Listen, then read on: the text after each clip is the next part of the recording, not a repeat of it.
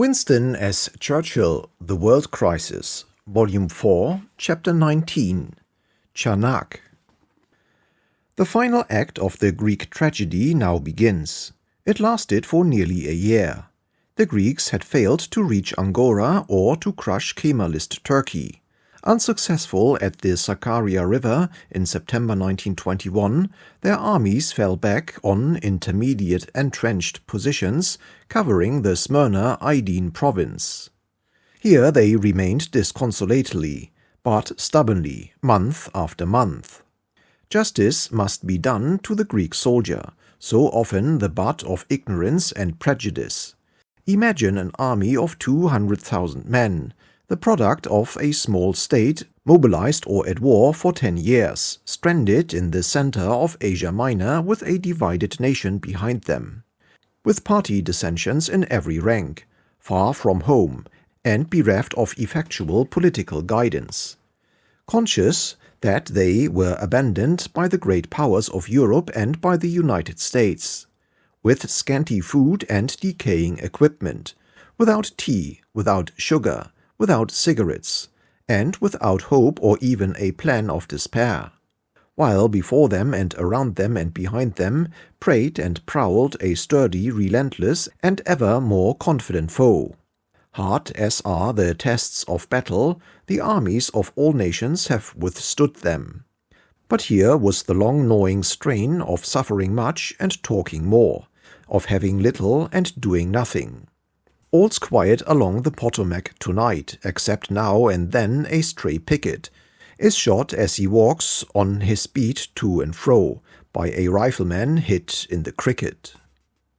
The army of the Potomac had a mighty nation behind it, had a clear world course to light its bayonets, was fed and clothed and reinforced. The soldiers knew what they had come for, and they were certain they would get what they sought. But over the Greek army in Asia Minor there stole an ever-growing sense of isolation, of lines of communication in jeopardy, of a crumbling base, of a divided homeland, and of an indifferent world. Nevertheless, they remained in martial posture for upwards of 9 months. It is one of the proofs of Mustafa Kemal's military qualities that he also was able and indeed content to wait and capable of compelling others to wait with him. He saw that time and petty harassing would ripen the fruits he now felt sure of gathering. 9 months is a long time in this quick-moving age, but during 9 months the Turks waited and the Greeks endured. Meanwhile, many efforts were made by the British government to bring about a Turkish settlement and a Greek withdrawal, but they were all made half-heartedly, and with a lack of collective vigor and conviction unworthy of a government whose leading men had been schooled in the greatest of wars. This feebleness can only be explained by the general mental exhaustion of war-worn ministers, by divergencies of sentiment, and by growing domestic preoccupations. Of these last something will be said later. This was a period when the East seemed in a trance, nothing seemed to be happening there, and with an ever-roughening political breeze at home, it was soothing to the public to see at any rate one spot where the situation was at least stagnant. But all the time a bankrupt Greece was spending £250,000 a week in Asia Minor alone. The Venezuelists and monarchists of Greece were eyeing each other in deadly rivalry. And an army as large as Britain sent to the South African War was wilting and wasting across the sea. There are cases in which strong measures are the only form of prudence and mercy. Use firmly the power of Britain. It is still considerable. Compel Greece to concede and Turkey to forbear. Knock their heads together until they settle. Such was my counsel. But, they said, who is going to do the knocking? We have no troops to spare. We cannot embroil ourselves in foreign wars. But surely this might have been thought of earlier. And so the months sped by. Drip, drip, drip, rot, rot, rot. Meanwhile, party politics began to crackle cheerfully on the hearths. And Liberals said, "Our turn will soon come." And Labour said, "What about the unemployed?" And Conservatives said, "Isn't it time we had a government of our own?" And everybody said, "It seems to be settling down out there, and anyhow, it is none of our business. Haven't we had enough?" But the French took a different line. Once Venizelos had quitted Athens, they wiped Greece off their ledger. A few months passed, and their envoys were at Angora. The new Turkey had much to offer France. She could give France peace in Cilicia. She could mitigate the discontents of Syria. Then there were important commercial openings in Anatolia. A Turkish government which had marched from Angora to Constantinople with the goodwill of France would have much to give. Monsieur Franklin Bouillon, voluble, plausible, ardent, ambitious, was already at Angora. On October 20, 1921, he signed a mutually profitable agreement between France and nationalist Turkey.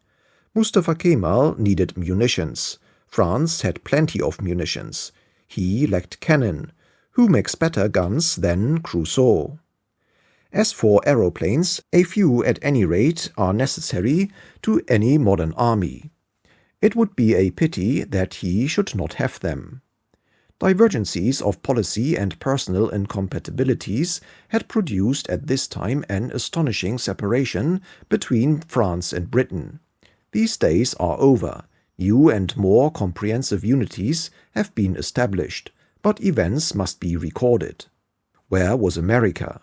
She was at the other side of the Atlantic Ocean. All the domestic stresses which stirred British politics and politicians reproduced themselves with far greater vehemence in the United States. The presidential election of 1920 had swept Wilson and the Democratic Party, for the time, completely off the stage. Their ill-used and infuriated opponents were in the saddle. Their policy was to find out exactly what President Wilson had wished or had promised and to do the opposite. So the government of the United States, which had at one time played with the idea of becoming a mandatory for Constantinople and for Armenia, and which had definitely undertaken to define the boundaries of Armenia, shrugged its shoulders and moralized upon the quarrels and muddles of the benighted old world, and fervently thanked Providence that except for some useful souvenirs, they were out of it and back home. These are not perhaps complimentary accounts of the attitude of the three great powers at whose request the Greeks had originally invaded Smyrna, but it would be wrong to impute weakness or turpitude or callousness to any of them. Modern forces are so ponderous and individual leaders relatively so small, so precariously balanced, so frequently changed. The collective life moves forward so irresistibly that too much vitality or perseverance or coherent policy should not be counted on from large communities. There are moments when each is grand and noble. There are moments when all are expressionless slabs. King Constantine and his prime minister Gounaris ought to have thought of this before they broke the links of obligation. Our brief chronicle of military events ceased with the failure of the Greek army in September 1921 to reach Angora and with their retreat from the Sakarya River to winter positions east of the line Eskişehir and Afyum Karahisar. Here they remained for nearly a year. Meanwhile, the ill-fated Gounaris flitted to and fro between Athens and London, begging for money and arms to carry on the war, and still more for help to get out of it. He was confronted by Lord Curzon, who soused him in sonorous correctitudes. At these interviews, the main effort of Gounaris was to throw the agonized fortunes of Greece into the sole hands of Great Britain. The main object of Lord Curzon was to avoid incurring in any form of sense this ugly responsibility, but at the same time to persuade Greece to accept Allied mediation. On the whole, Lord Curzon was successful. Gunaris was made to feel that England would do nothing, and that his only chance lay in inter-allied good offices. But even this chance was, it seemed, a poor one, because France was now ardently backing and rearming the Turks, and England had no intention of becoming embroiled for the sake of pro-Constantine Greece. On the one hand, the cries of a drowning man, on the other, good advice from one who had no intention of going into the water.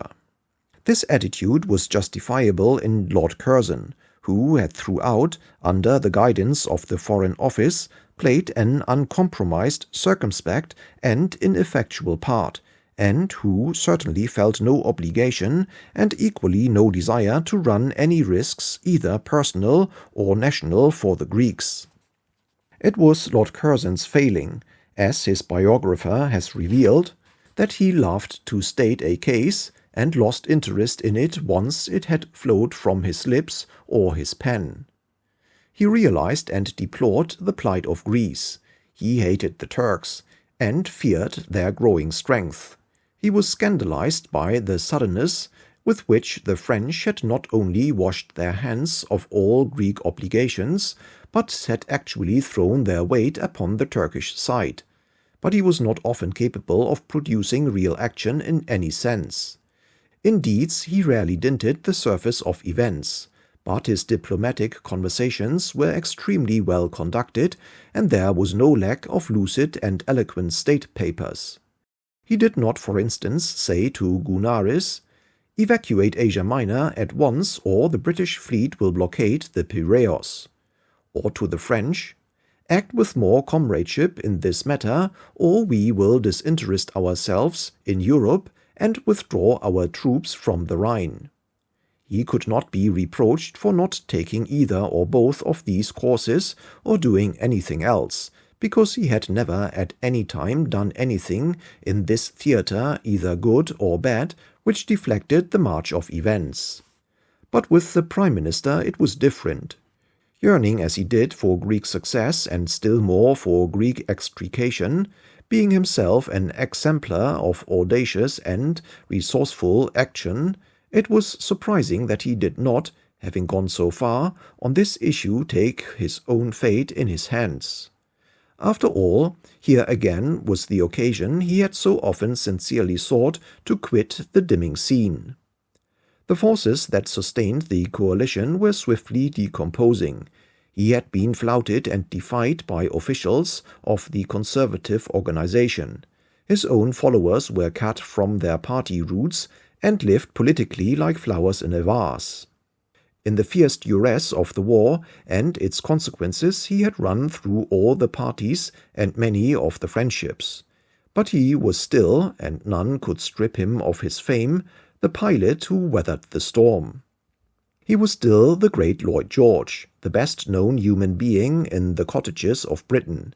He was still armed with the decisive power of a prime minister to determine the life of his government by resignation.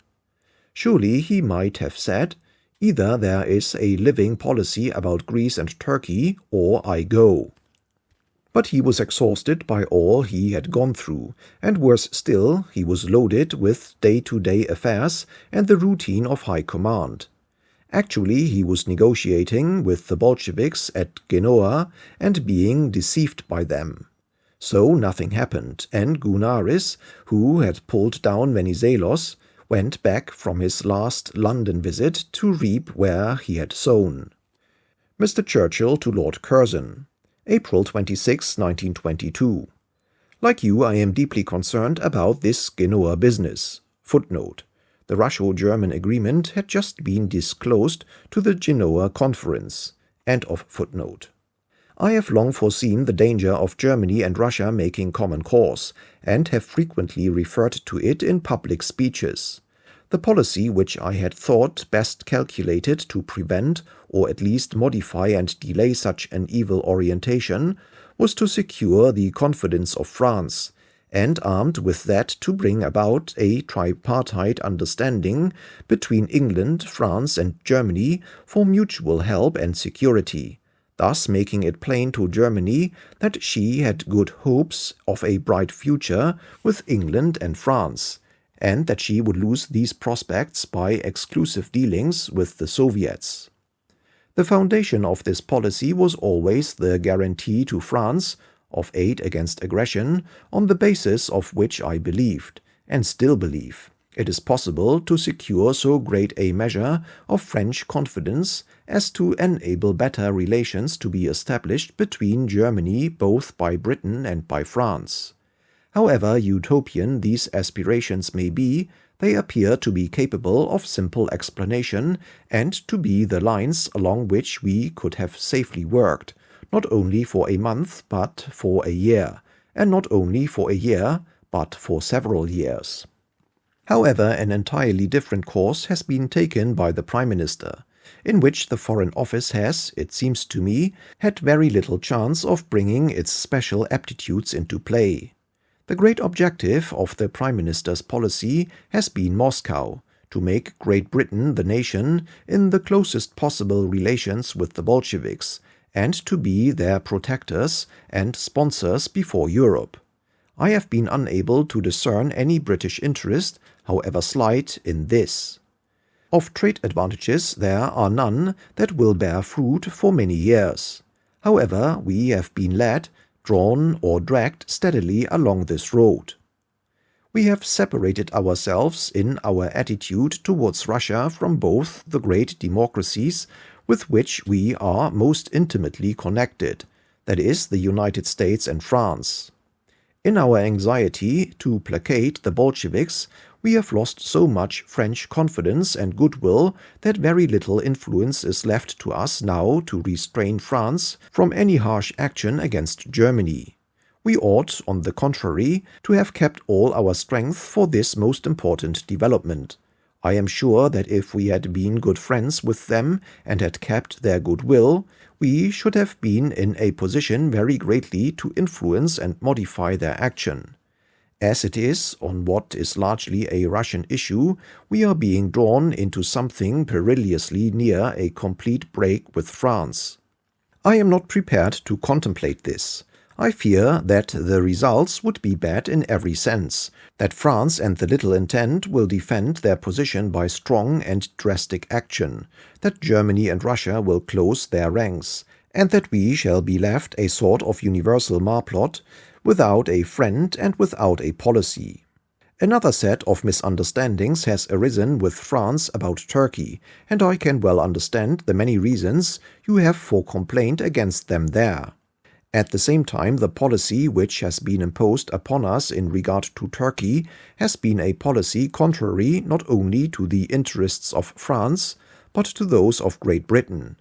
Our continued bolstering up of the Greeks and hostility towards the Turks has been incomprehensible to the French, who have been unable in their minds to discern any British interest behind it, and consequently have continually suspected all sorts of extraordinary motives. This has added a long string of difficulties to the relations between the two countries. I greatly admired your efforts in Paris to retrieve a situation already fatally compromised. To return to our tale, there followed a series of superficial diplomatic movements. Briand had fallen after the Cannes Conference and golf match of January 1922, and Poincaré, in this phase a bristling partisan scarcely recognizable in the great figure which has since emerged, ruled in his stead. Marching in triumphantly from opposition, he only thought of reparations, of the Rhine and of the Ruhr. If the Turks could help France at the moment, so much the better for them. If King Constantine suffered, it served him right. If the Greeks suffered for having chosen King Constantine, that was their affair. Vous l'avez voulu, Georges Dandin. The reader must understand that all this was expressed in the most seemly language, which would have brought no blush to the cheeks of the League of Nations, and our paraphrase is only intended to convey its consequential meaning. Very sluggishly England, France, and Italy embarked on simultaneous negotiations with the Turks and Greeks. Technically, war continued, but actually from the end of March to the end of May 1922, there was a suspension of arms in Asia Minor. The Allied conferences, which eventually met in Paris on March 22 to 26, proposed an armistice together with peace terms, which would have entailed the Greek evacuation of Asia Minor. Greece accepted the armistice and made no reply regarding the terms. Angora refused even the armistice unless it was preceded by the Greek evacuation. For a space, the deadlock continued. But in May, the belated news of bloody events in Anatolia began to trickle into the subsidiary columns of the newspapers. Reports of massacres of the Christian population appeared daily. The details of the atrocities committed by the Turks in the Caucasus during the winter of 1920, when the 50,000 Armenians had perished, and the appalling deportations of Greeks from the Trebizond and Samsun districts, which had occurred in the autumn of 1921, were now for the first time reaching Europe. During June 1922, the methodical extermination of Greeks in western Anatolia was in full swing. In spite of French efforts to minimize these horrors and to prove similar atrocities on a minor scale against the Greeks, public opinion so far as it existed turned sternly against the Turks. In July, Constantine and his prime minister Gounaris, in their desperation, played a shrewd stroke. Swiftly recalling 2 divisions from Asia Minor to join their army in Thrace, they demanded permission from the Allies to enter Constantinople. There was no reason to doubt their power to occupy the city, and the mere threat, when it became known, startled the Angora Turks. It is quite possible that under cover of a temporary Greek occupation of Constantinople with Allied approval, the escape of the Greek armies from Asia Minor might have been honorably and comparatively painlessly merged in negotiations for peace. Certainly after the Greek army had failed on the Sakarya, nothing but the occupation of Constantinople could have restored the fortunes of the royal family and the royalists in Greece. At least it could be argued against the Allies that if they would not help the Greeks in their military operations, they ought not to hamper them. And if on general grounds they felt compelled to hamper, they ought at least loyally and actively to help them to their ships. However, here again all ended in futility. The Greeks were forbidden by the deployment of the armed forces of England, France, and Italy to enter Constantinople, and the only lasting result of an exceedingly well-conceived means of covering their retirement from Anatolia was a weakening of their army on the threatened front. This was the final move before the catastrophe. The moment for which Mustafa Kemal had waited so stolidly had now arrived. He knew that the Greeks had withdrawn the 2 divisions from his front to Thrace. He knew that this transference had equalized the Greek and Turkish forces. He understood that the Greek troops before him were aware that anyhow they would have to leave Asia Minor. He was now fairly well equipped, thanks to the assistance of at least one great power, with arms and war material, and he also enjoyed, on a small scale, superiority in the air. His operations were complicated and masterly. By threatening the Isthmian Peninsula and Brusa, he drew Greek forces to the north. By a cavalry sweep to the east of Aydin, in the valley of the Meander, he lured half another Greek division to the south. He concentrated for his main battle on the Afyum-Karahisa position about 80,000 rifles and sabers and 180 guns. The Greeks mustered about 75,000 men with 350 guns. On the morning of August 26, the Turks attacked with 3 corps on a 15-mile front southwest of Afyum-Karahisa. By the afternoon of the next day, the Greek line had been decisively pierced by the 1st Turkish Corps, and a Greek general retreat began. This soon became a rout.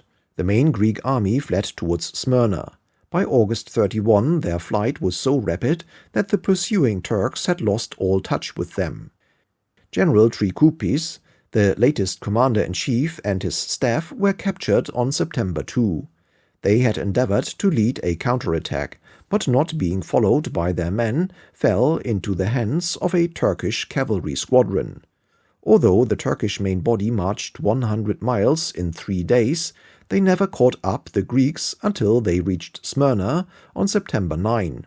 Large numbers of refugees and 40,000 Greeks had already embarked when the Turks entered the city.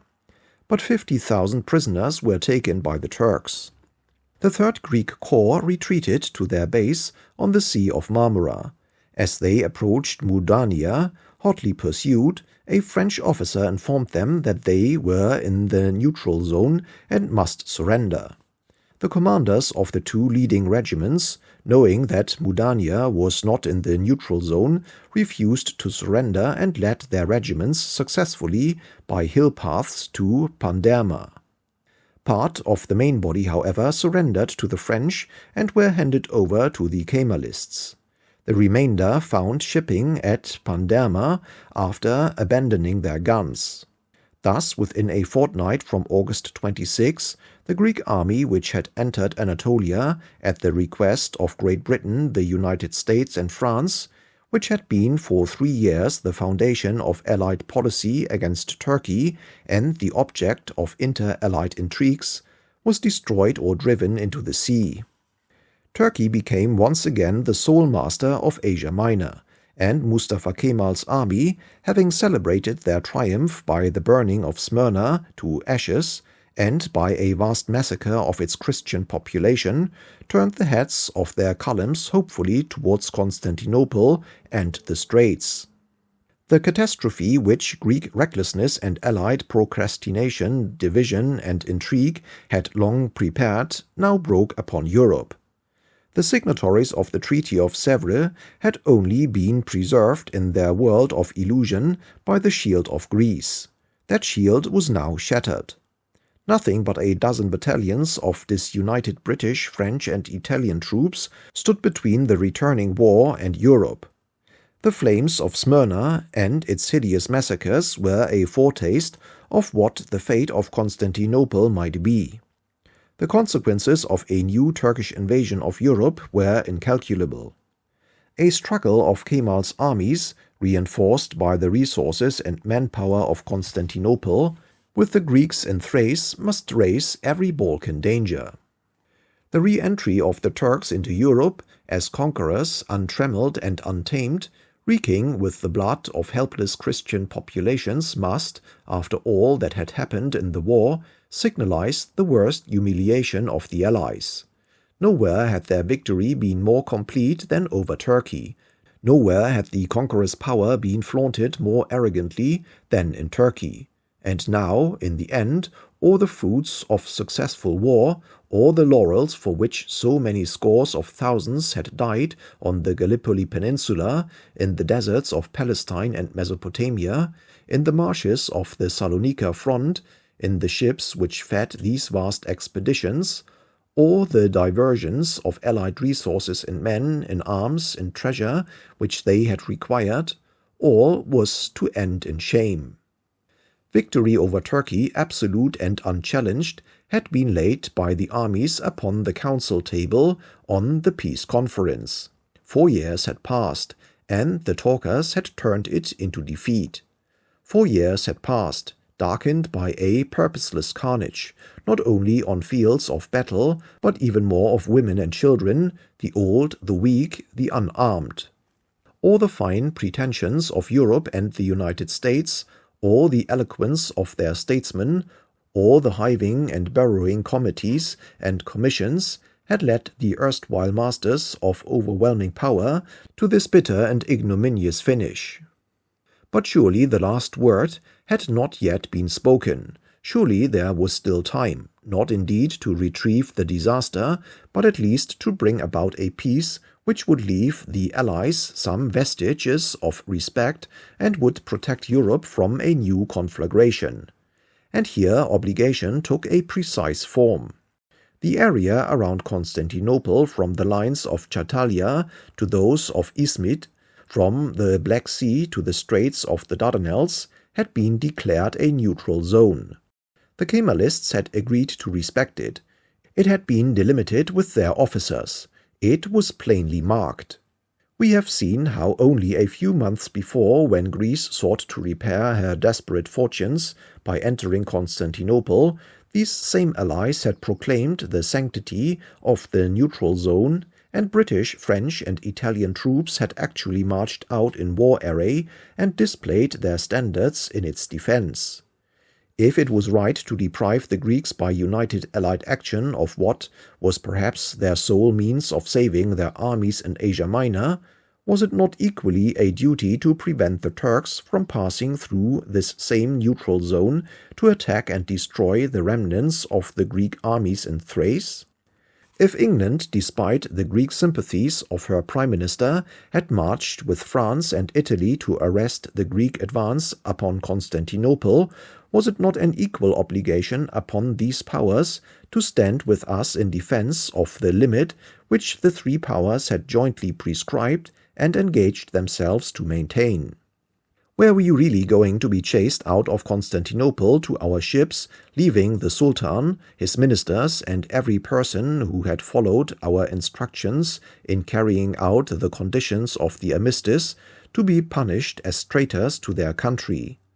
Were three great nations, with the screams of Smyrna in their ears, really to scuttle at the approach of armed men?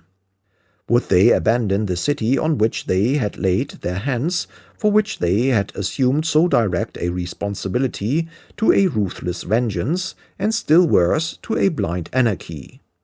But if this was not to be, something more was needed than bluff and blather. Unless everything was to clatter down, someone must stand firm. Not much was to be expected from the Italians. They knew the Greeks had been sent to Asia Minor to forestall what they considered their rightful claims. Now the Greeks had been driven into the sea, and with the Greek dreams there fell also, or at least subsided, Italian ambitions. But France, the warrior nation, captain of the allies in Armageddon, the France of Foch and Clemenceau, was France to be found unwilling to discharge her trust? Many allowances may be made for the peccadillos of which Franklin Bouillon was the agent. The breach of sentiment and understanding between Lord George and Poincaré was complete. Every form of mutual repulsion operated between them. The Lloyd Georgian policy of building up a great Greek empire had little concern with the interests of France, and a standing quarrel with the Turks exposed France to peculiar difficulties in the Syrian territories she had so recently acquired by force. Indeed, this policy was deemed by dominant British opinion contrary to a long view of the interests of the British Empire. It was a personal policy, pursued moreover by its author only with limited liability. The French could not understand what the British were after. Other divergencies had arisen about reparations and peace treaty, and the shadow of a French invasion of the Ruhr hung darkly over the feeble revival of Europe. Anglo-French relations were at their worst. It was hard to believe that two peoples who had gone through so much and achieved so much together, and buried so many dead in common, and saved their souls alive from the fiery furnace in good comradeship, should so swiftly have fallen apart. But after all, these had been only superficial difficulties, like bad manners between good friends. Suddenly the situation had become formidable. Fundamental issues rose like granite rocks above the froth and slime. We had a right to expect that France would stand to her engagements to maintain the neutral zone, and it is always pleasing to remember that this was the spontaneous instinct of the French High Command in Constantinople. On September 11, Mustafa Kemal was notified by the High Commissioners of the three powers that he must not transgress the neutral zone. the slender British forces making a front on the Isthmian Peninsula and at Chanak on the Asiatic shore of the Dardanelles were reinforced by detachments from the French and Italian armies. In order to avoid the firing of a shot, the three great powers had only to act together and thus convince Mustafa Kemal that while he could have a satisfactory peace if he halted beyond the boundary line, he would encounter unlimited resources by its violation. But if we were all three to shuffle off in a devil take the hindmost mood, then blood would flow and fire would burn, and none could tell how peace might be restored. In any quarrel among men, if one side proclaims its complete impotence of will and hand, there are no bounds to the evils that may ensue. I come down to the personal thread on which this narrative of large events is strung. The reader is perhaps convinced that I tried my best to prevent this hateful and fearful situation from coming into being. But there it was. The resuscitated Turk was marching upon the Dardanelles and Constantinople, and beyond them upon Europe. I thought he ought to be stopped. If indeed unhappily he re-entered Europe, it should be by treaty and not by violence. Defeat is a nauseating draught, and that the victors of the greatest of all wars should gulp it down was not readily to be accepted. When one knew that a single gesture would immediately restore to them full control of the event, it was surely worth making an effort. So, having done my utmost for 3 years to procure a friendly peace with Mustafa Kemal and the withdrawal of the Greeks from Asia Minor, and having consistently opposed my friend the Prime Minister upon this issue, I now found myself wholeheartedly upon his side in resisting the consequences of the policy which I had condemned. I found myself in this business with a small group of resolute men: the Prime Minister, Lord Balfour, Mr. Austen Chamberlain, Lord Birkenhead, Sir Lemming Worthington Evans, with the technical assistance willingly proffered of the 3 Chiefs of Staff, Beatty, Cavan, and Trenchard. We made common cause. The government might break up and we might be relieved of our burden. The nation might not support us. They could find others to advise them. The press might howl. The Allies might bolt. We intended to force the Turk to a negotiated peace before he should set foot in Europe. The aim was modest, but the forces were small, and events had been so much mismanaged during these last 3 years that public opinion at home and throughout the empire was ill-prepared to support and indeed prejudiced against the necessary minor but rough measures which had to be taken. How to stop the Turk, and how, after stopping him, bring the Turk to parley? That was the problem. The days were passing. The long columns of ragged, valiant Ottoman soldiery, who, their cruelties apart, deserved the salutes due to those who do not despair of their country, were streaming northward towards Constantinople and the Dardanelles. Would they halt at the neutral zone? It seemed to many people who woke up suddenly to find an exciting crisis that we had no means of resistance. The forces of the opponent were wildly exaggerated. Mustafa Kemal, we were told, had 150,000 well-armed men, organized in as many divisions as would have held 1,000,000 in the Great War. Behind these were another 150,000, and again still further in the rear, all the Moslems in the world. Both the French and Italians had sold them arms and had sought their favors, so it was unlikely that these powers would give much help. Still one hoped that they would at any rate preserve the decencies. But if it were left to England alone to stop the Turk re-entering Europe, was it a task within the compass of her stride? Here it is worthwhile considering the peculiar strategic position which we enjoyed in virtue of our hold upon the Gallipoli Peninsula and of our undisputed command of the sea. The British Mediterranean fleet lay in the Marmora, and its flotillas swept to and fro through the Dardanelles and the Bosphorus.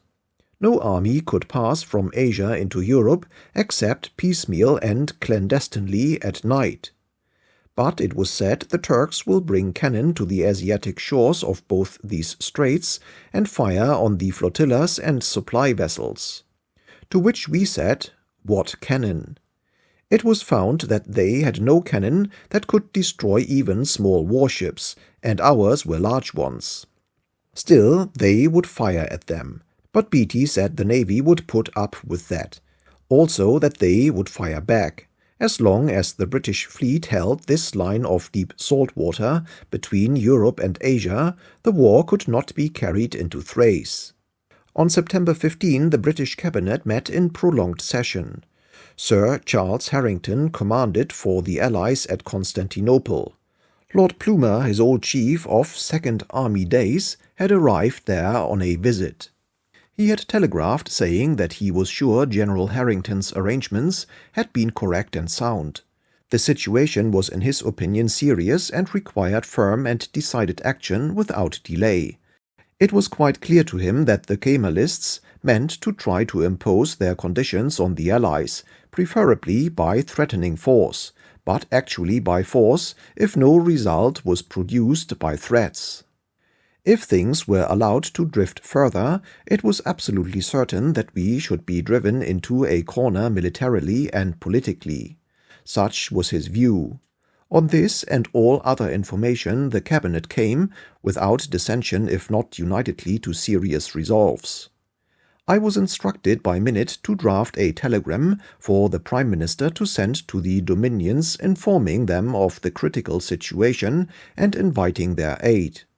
I accordingly prepared a message stating that a decision had been taken by the cabinet to resist aggression upon Europe by the Turks and to make exertions to prevent Mustafa Kemal driving the Allies out of Constantinople, and in particular and above all to secure firmly the Gallipoli Peninsula, in order to maintain the freedom of the straits.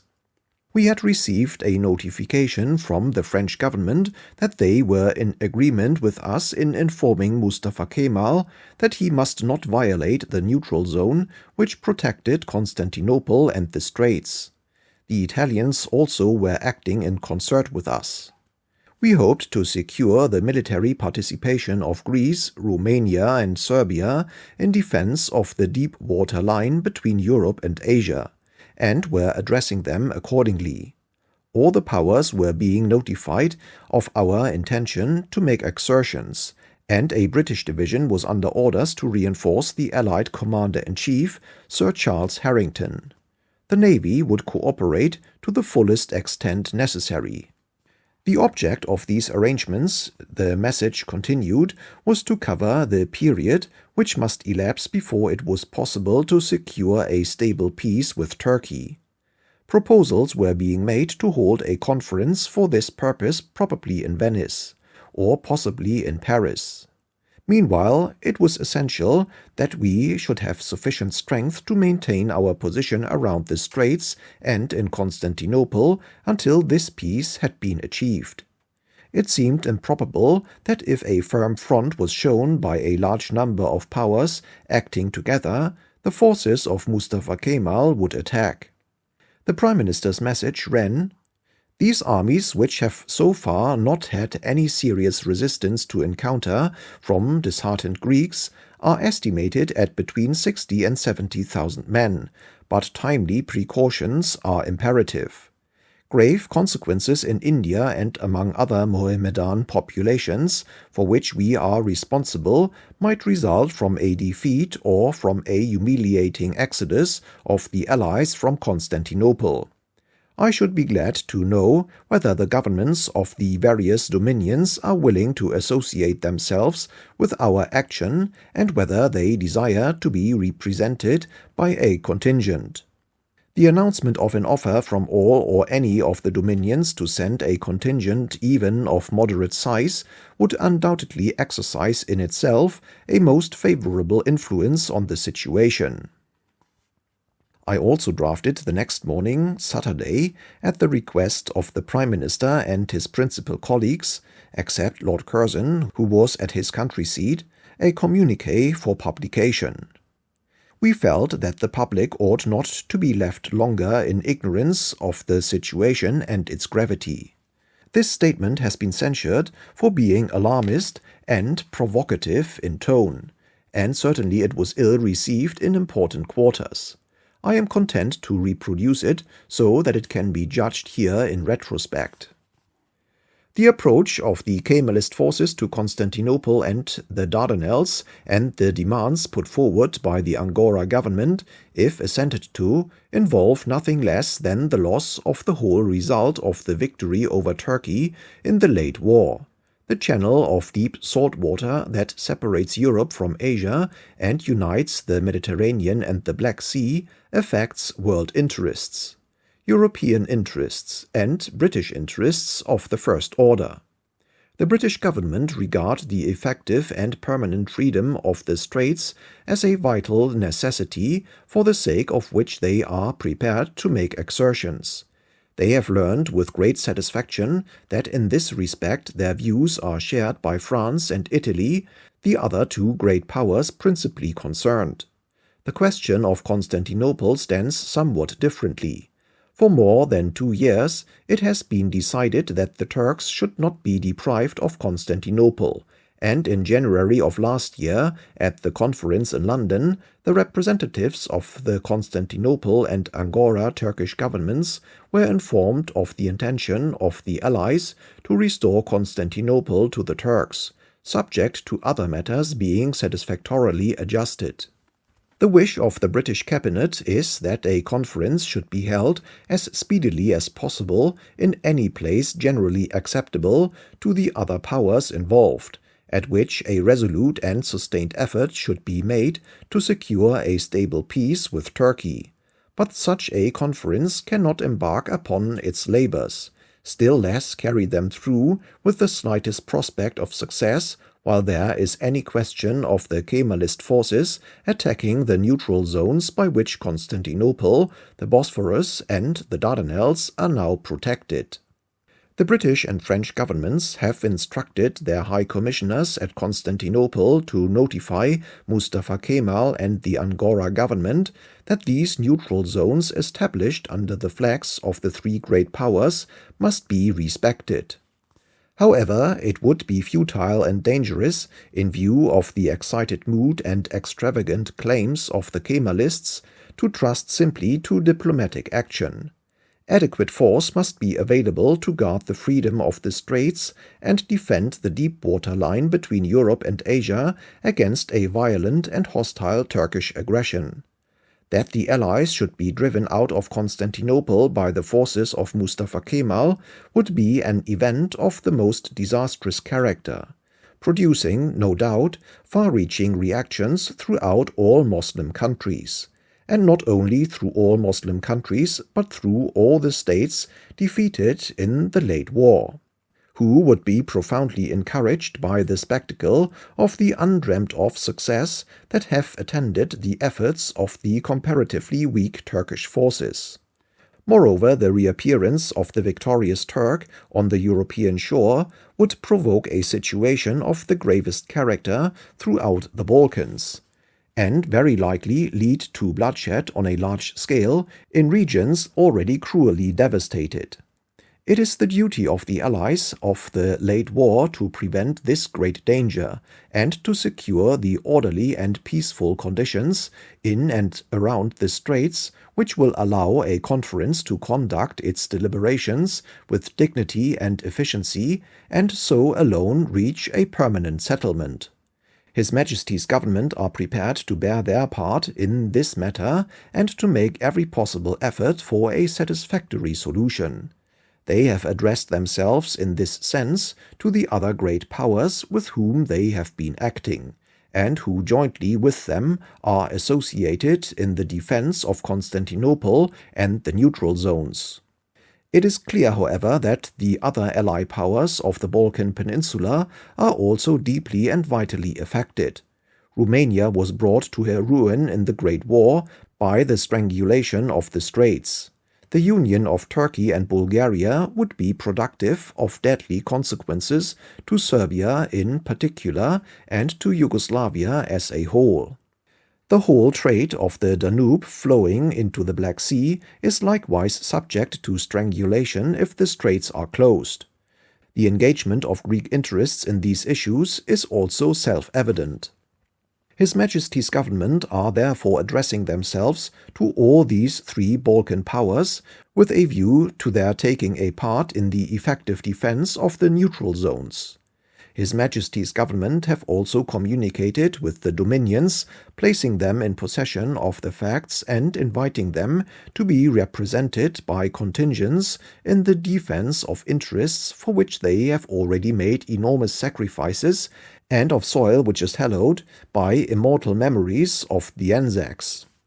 It is the intention of His Majesty's government to reinforce immediately, and if necessary to a considerable extent, the troops at the disposal of Sir Charles Harrington, the Allied Commander-in-Chief at Constantinople, and orders have also been given to the British fleet in the Mediterranean to oppose by every means any infraction of the neutral zones by the Turks or any attempt by them to cross the European shore. The Prime Minister approved his telegram to the Dominions before 7 p.m. on September 15, and it was ciphered and dispatched by 11:30 p.m. It had then to be transmitted, deciphered, and delivered in the various governments. This process was not completed until the afternoon of the 16th. By that time the communiqué had already been flashed and clear by the press all over the world, and had actually reached Canadian and Australian newspaper offices before the responsible ministers had received the government dispatch. These ministers therefore found themselves beset by anxious inquiries and also by eager volunteers for service, before they themselves had received any official information. This was vexatious to all concerned. None of the British ministers had foreseen that the official telegram approved 17 hours earlier and with at least 12 hours start would be overtaken and forestalled by the newspaper messages. In any case, however, the issue of the communiqué was a separate decision taken in consequence of the growing seriousness of the situation and of the duty of the British government to warn the public. The Dominion ministers were in consequence placed in a false position and were naturally incensed. They protested vigorously against the procedure. The doubts and, on the whole, preponderating disapproval which had been felt in the mother country of Mr. Lloyd George's pro-Greek policy and the general dissatisfaction at inter-allied handling of the Eastern problem since the armistice were reflected in the governments and peoples of Canada and Australia. Like the British public, they had not been conscious of the protective influence of the Greek armies behind which we had all lived in peaceful futility for 3 years.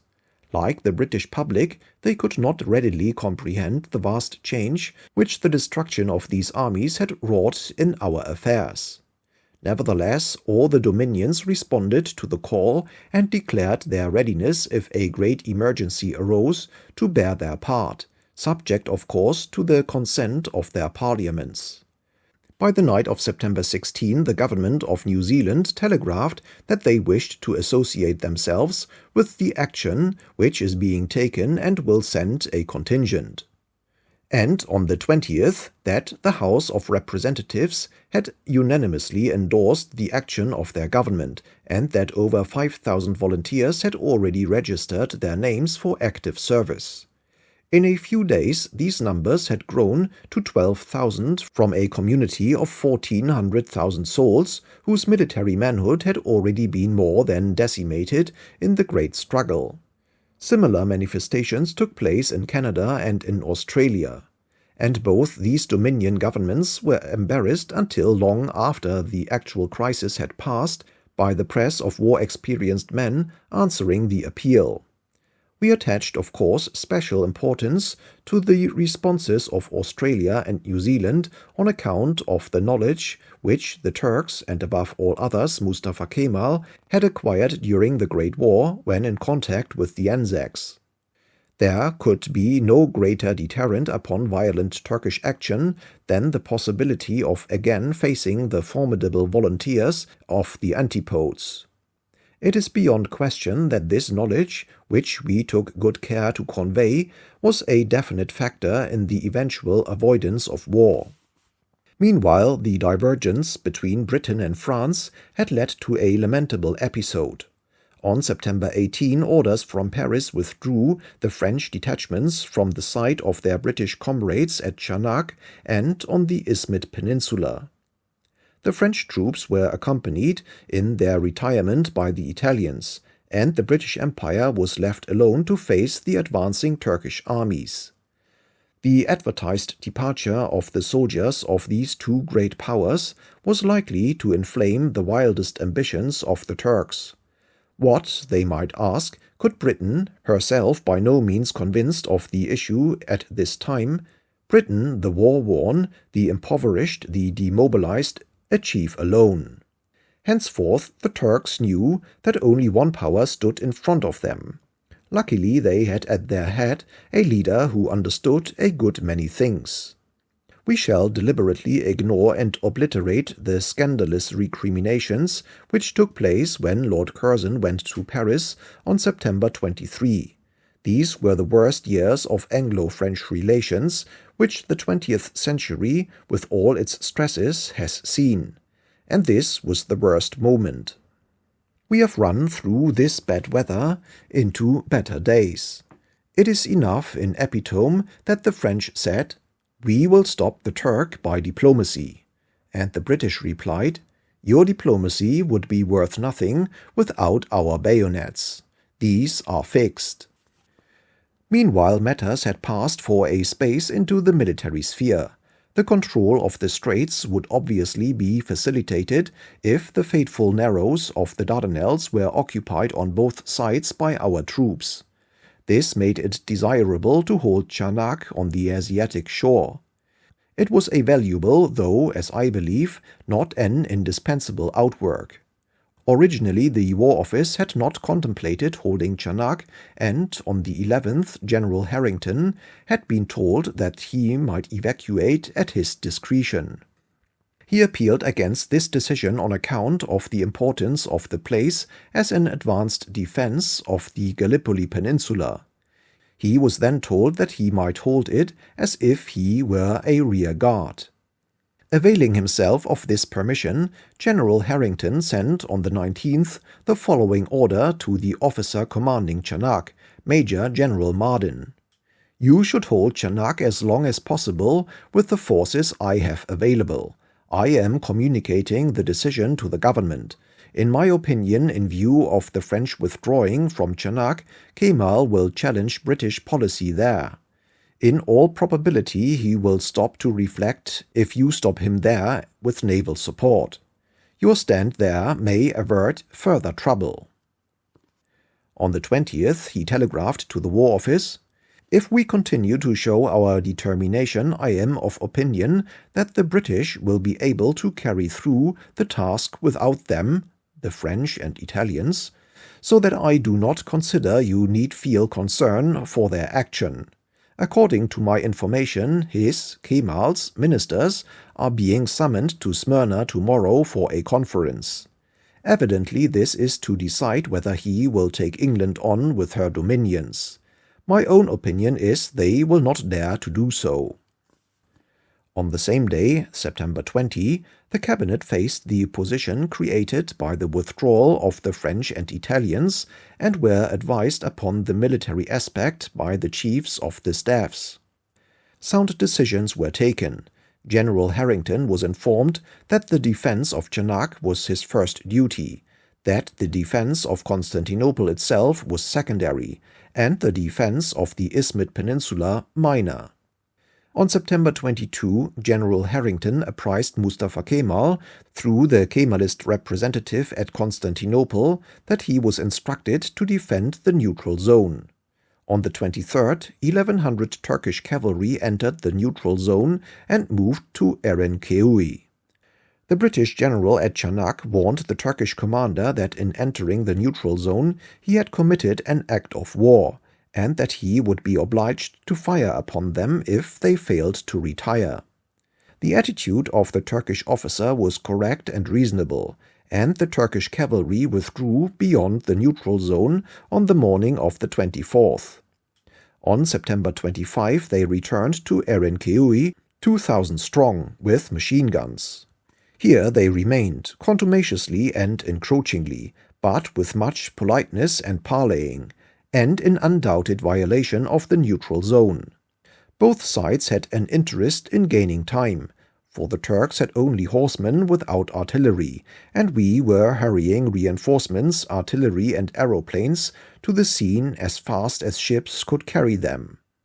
At the outset Chanak was defended on a 4-mile front by only 3.5 battalions and by 2 field batteries, supported, of course, by the almost measureless gunpower of the fleet. Naval fire against land positions had made remarkable progress since 1915. The most powerful battleships of the Navy lay in this stream, supported by numerous cruisers and flotillas. All objectives had been registered and fire could be regulated by unchallenged air observation. The infantry was therefore supported throughout by an artillery certainly equal to that of a whole army corps and possibly far above it.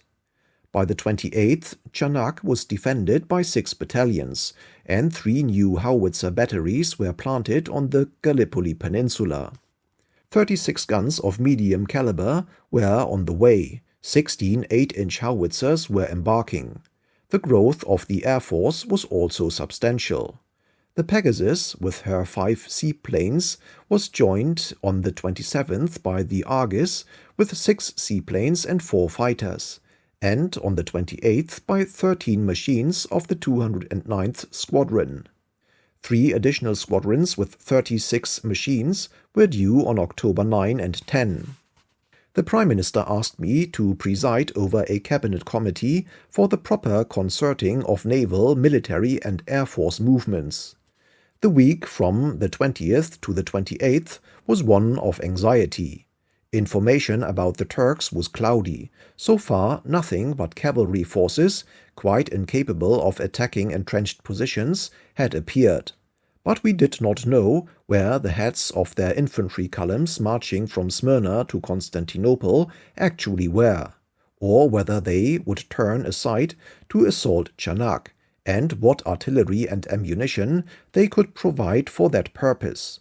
We only knew that we had a rather restricted but well-entrenched and well-wired position, air ascendancy and great artillery superiority, and that the Turks had neither tanks nor poison gas.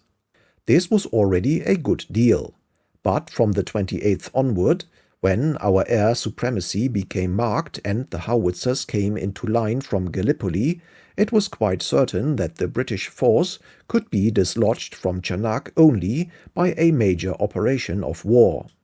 Certainly on the Western Front in 1917 and 1918, no one would have attempted to attack such a position without at least equal artillery and air power in the zone of action, and with probably 2 or 3 rifles to 1 on the actual fighting front engaged.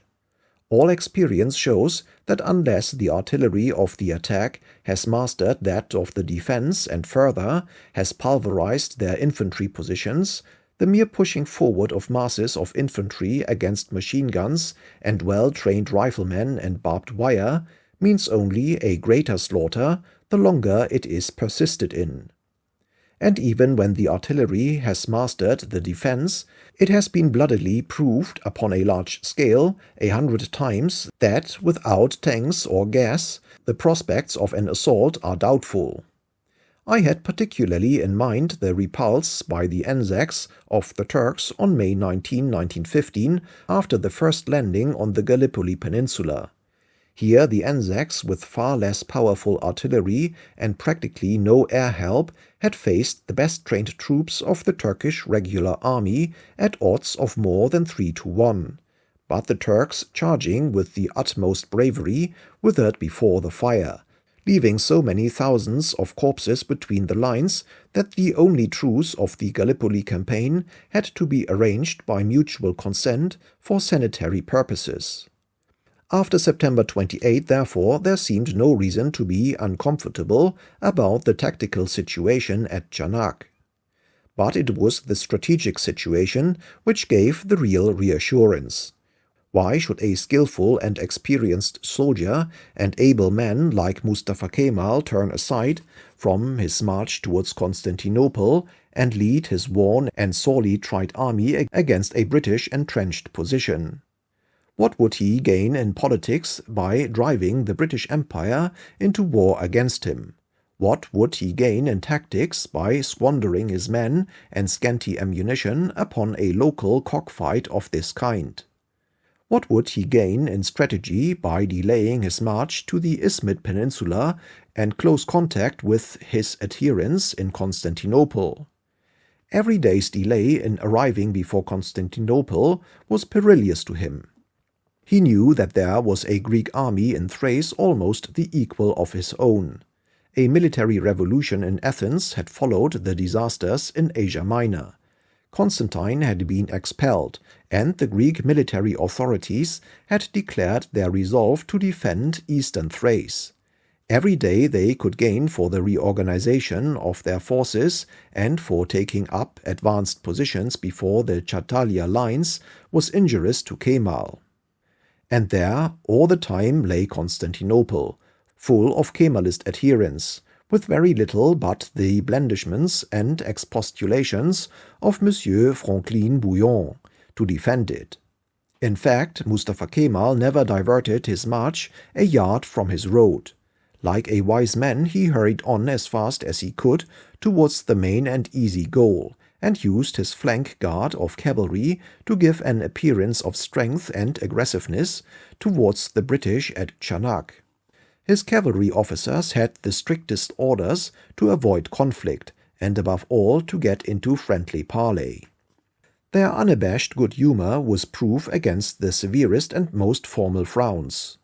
They made every effort to fraternize, and even ventured requests for camp equipment and the minor conveniences of campaigning. There never was any danger to the British forces at Chanak. The menace was to Constantinople, but the defense of Constantinople, in the absence of the other two great powers, was not primarily a British responsibility.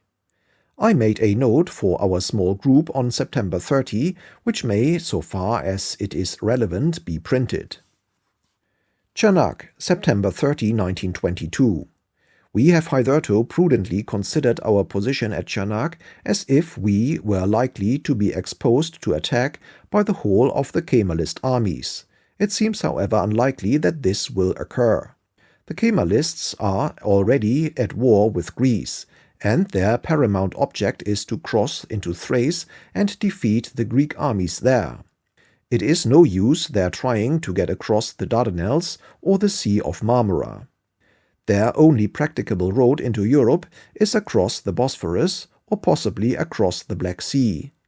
It seems probable that they are at the present moment, and have been ever since the fall of Smyrna, steadily reforming the main body of their troops towards the Isthmian Peninsula with a view to crossing the Bosphorus, and that all they have done on the Chanak Peninsula is to send cavalry and minor forces to net in the British and to plant a certain number of guns on the unoccupied shores of the Dardanelles.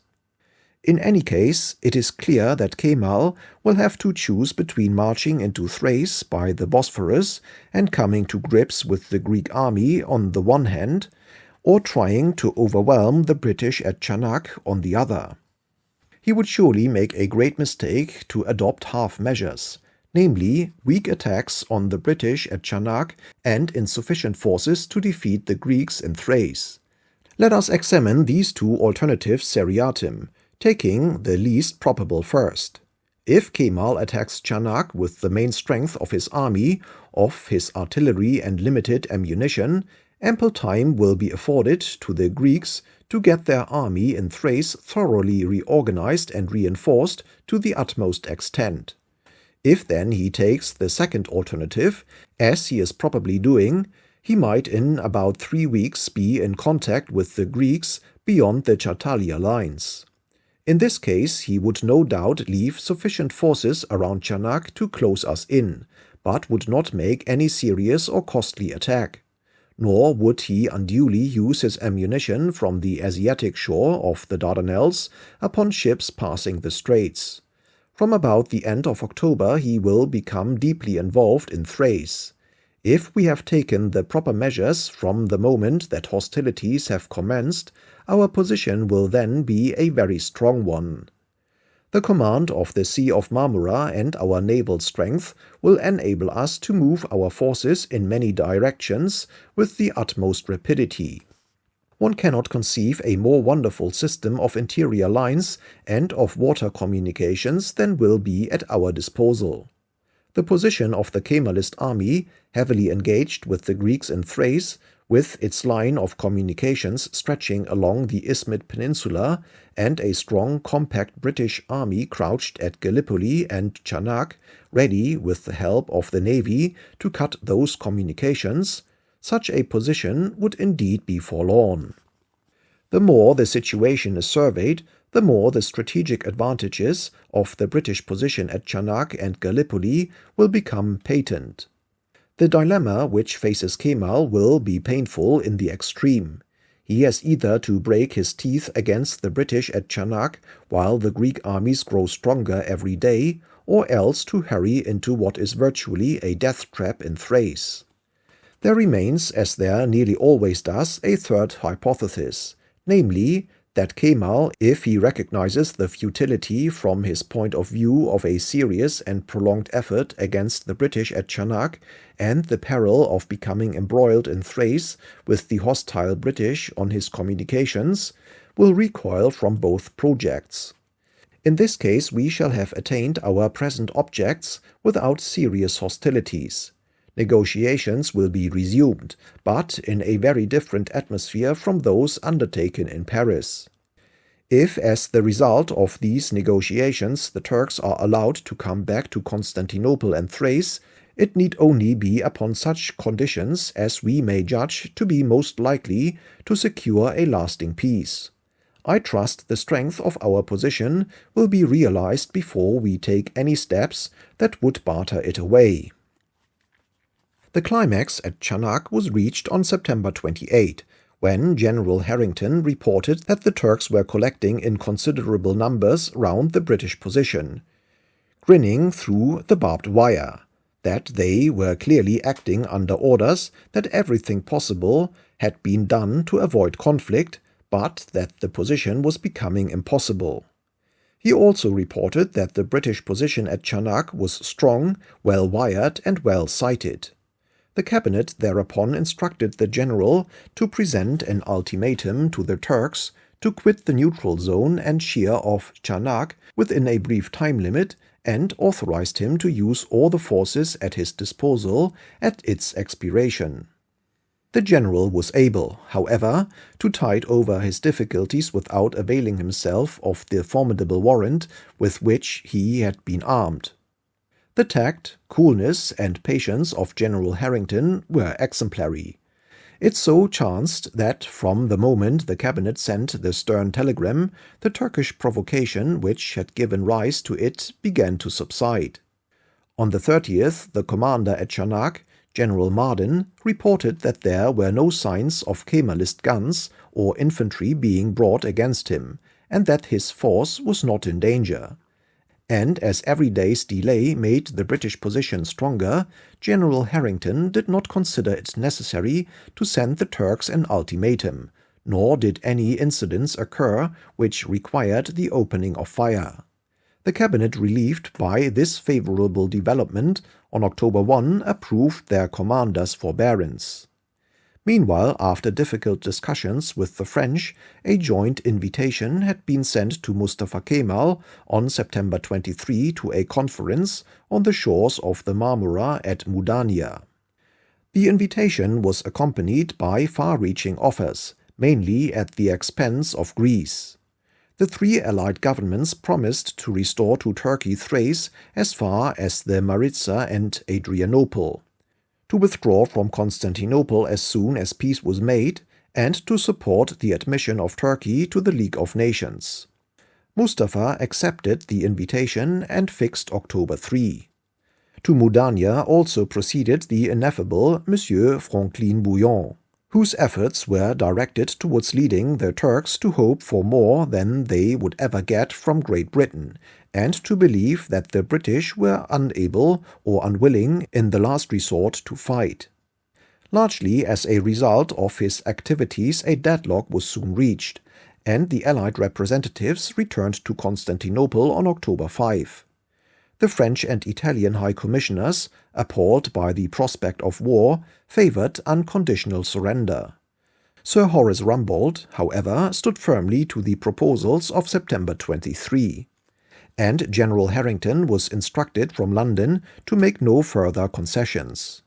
The news that the British were preparing an ultimatum became known to the Turks through French or Italian sources. The continued arrival of British troops, artillery and aeroplanes in the Dardanelles was evident. When the conference was resumed at Mudanya on October 10, the Turks were found ready after protracted discussion to sign an armistice convention. This provided that the Greeks should retire behind the Maritsa and that Greek civil authorities should evacuate eastern Thrace. On the other hand, the Turks agreed to recognize the neutral zone and undertook not to raise an army in eastern Thrace until the ratification of the treaty. The story of Chanak is instructive in several ways. It reflects high credit upon General Harrington, who emphasized the value and significance of the Chanak position and tenaciously held to it, and who knew how to combine a cool and tactful diplomacy with military firmness. There is no doubt that the attitude of the British government and of the Dominions, particularly Australia and New Zealand, prevented the renewal of the war in Europe and enabled all the Allies to escape without utter shame from the consequences of their lamentable and divided policies. Considering the limited resources available, the public fatigue, the precarious position of the administration and its declining authority at home and abroad, the achievement of peace with honor was memorable. It formed the basis upon which a peace of mutual respect could subsequently be negotiated with the Turks at Lausanne. The strong action taken by Britain, so far from drawing upon us the lasting enmity of the Turks, aroused a sentiment of admiration and even of goodwill, and will make easier rather than harder our future relationship with modern Turkey. The Treaty of Lausanne followed in due course.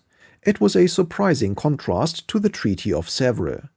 The great powers who had been so ready to dictate terms not only of peace but of national destruction to the Turks now found themselves obliged to negotiate on far less than even terms. The Turk was re-established at Constantinople. He regained a large portion of eastern Thrace. Every form of foreign guidance and control was swept away.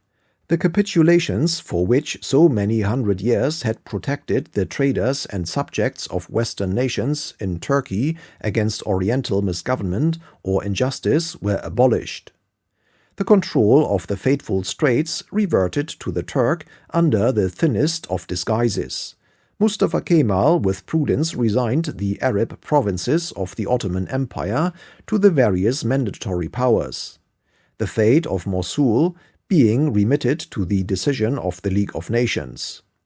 By an extraordinary series of provisions, all the Greek inhabitants of Turkey and a still large but smaller number of Turkish inhabitants of Greece were reciprocally combed out and transported to their natural sovereignties. Turkey lost a great mass of citizens who had for centuries played a vital part in the economic life of every Turkish village and township. Greece, impoverished and downcast, received an accession of nearly 1.25 million refugees who, under the pressure of misfortune and privation, have already become a new element of national strength.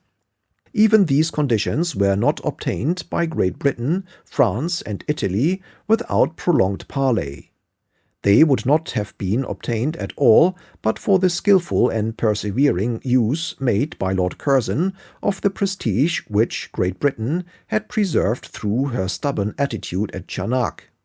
The unhappy Monsieur Gounaris, together with some other ministers and defeated generals, was shot in Athens as an expression of Greek disappointment at the results which had flowed from the decision of the Greek electorate in 1921.